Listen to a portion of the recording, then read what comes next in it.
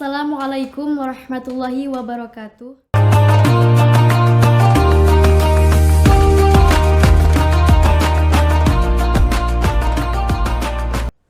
Bismillahirrahmanirrahim. Alhamdulillahi wahdah. Allahumma sholli ala sayyidina Muhammad ma fihi uswatun hasanah wa ala alihi wa sahbihi wa mawalah. Amma ba'du. Pemirsa yang insyaallah dirahmati oleh Allah Subhanahu wa taala. Pertama-tama dan yang paling utama, marilah kita panjatkan kepada Allah Subhanahu wa taala atas nikmat yang diberikannya kepada kita semua, sehingga kita bisa melakukan aktivitas sebagaimana biasanya. Yang kedua kalinya, sholawat beriringkan salam semoga tetap tercurahkan kepada junjungan kita Nabi besar Muhammad sallallahu alaihi wasallam.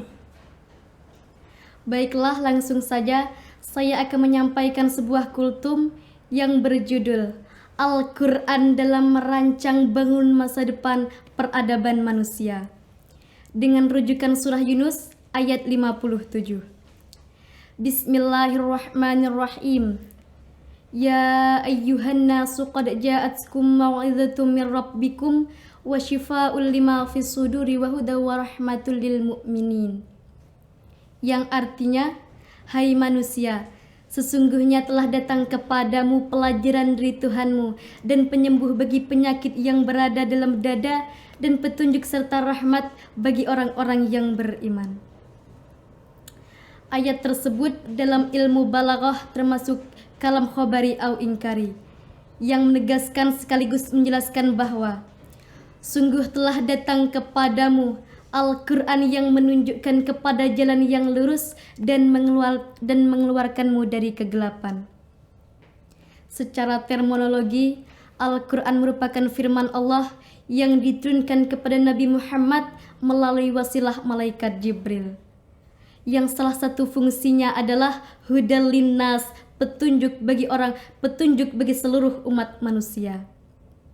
Said Nursi sebagai Renaissance of Islam mengatakan, Islam is the father of all the science and Al-Quran and is the book of science. Islam adalah bapaknya ilmu pengetahuan dan Al-Quran adalah kitabnya ilmu pengetahuan. Berdasarkan ayat tersebut, ditafsirkan oleh Imam As-Sabuni dalam Safwatut Tafasir mengatakan ada 4 diturunkannya Al-Quran. Yang pertama, mau'izatum mir rabbikum, pelajaran dari Tuhan yang Maha Mengajar. Berkaitan dengan hal tersebut, Imam Al-Ghazali dalam Jawahir Al-Quran mengatakan, seluruh cabang ilmu pengetahuan itu bersumber dari Al-Quran. Sebagai bukti, bukankah karena Al-Quran diturunkan dengan menggunakan bahasa Arab telah mendorong lahirnya ilmu tata bahasa Arab yang kemudian kita kenal dengan ilmu nahwu dan shorof? Bukankah karena Al-Quran diturunkan menggunakan bahasa indah, retoris, puitis, dan argumentatis telah mendorong lahirnya ilmu retorika dan sastra yang kemudian kita kenal dengan ilmu balaghah dan mantik? Bukankah kita semua dianjurkan untuk membaca Al-Quran dengan baik dan benar telah mendorong lahirnya ilmu qiraat yang kemudian kita kenal dengan ilmu tajwid? Bukankah karena Al-Quran diturunkan menceritakan proses penciptaan manusia dan bumi telah mendorong lahirnya ilmu kehidupan yang kemudian kita kenal dengan ilmu biologi?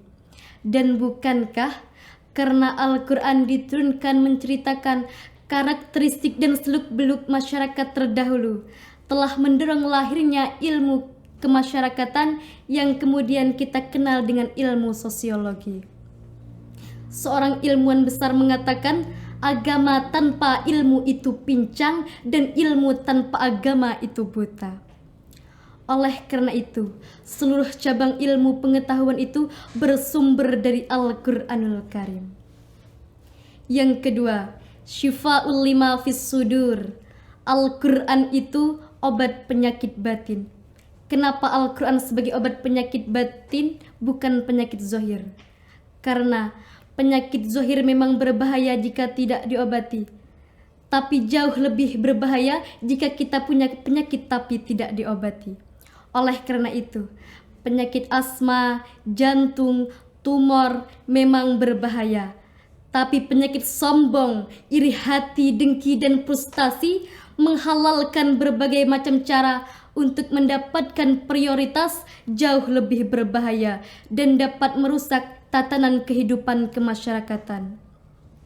Abu Farida Muhammad Ijad dalam bukunya Aliz Nafsaka bil Quran mengatakan, seluruh Al-Quran adalah obat yang paling sempurna baik penyakit zahir maupun penyakit batin. Yang ketiga, hudal lil muttaqin, petunjuk bagi orang-orang yang bertakwa. Berkaitan dengan hal tersebut, Profesor Dr. Quraisy Shihab dalam wawasan Al-Quran mengatakan, seluruh ayat yang ada dalam Al-Quran seluruhnya berisi pelajaran yang sesuai dengan tuntunan zaman, mampu menghadapi berbagai permasalahan baik yang bersifat ibadah ritual maupun sosial, yang salah satunya tentang etika berkenegaraan.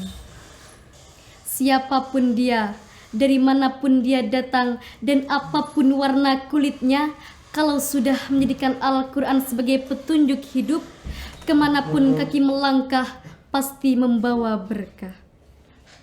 Yang keempat, rahmatul lil mu'minin, yaitu berfungsi sebagai rahmat bagi insan dan beriman. Kalau kita sudah membaca Al-Quran, dipahami isinya, serta diamalkan dalam kehidupan sehari-hari, insya Allah akan menjauhkan dari rasa resah dan gelisah dan siap menghadapi problematik hidup dan kehidupan. Rasulullah pernah berjanji, "Man ja'alal Qur'an imamahu saqaha ilal jannati wa man ja'alal Qur'an wara'aha qadahu ilan nar." Barang siapa yang menjadikan Al-Quran sebagai imamnya, maka akan membawanya kepada surga. Sebaliknya, barang siapa yang menjadikan Al-Quran sebagai makmumnya, maka akan mendorongnya kepada api jurang neraka. Oleh karena itu hadirin, marilah kita semua menjadi generasi muda yang Qur'ani, berakhlak mulia dan mencintai ilmu pengetahuan.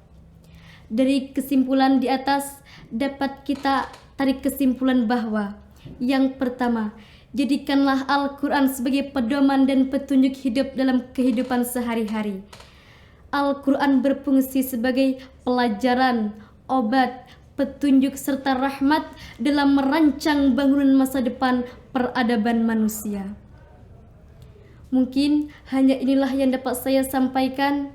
Saya akhiri dengan wassalamualaikum warahmatullahi wabarakatuh.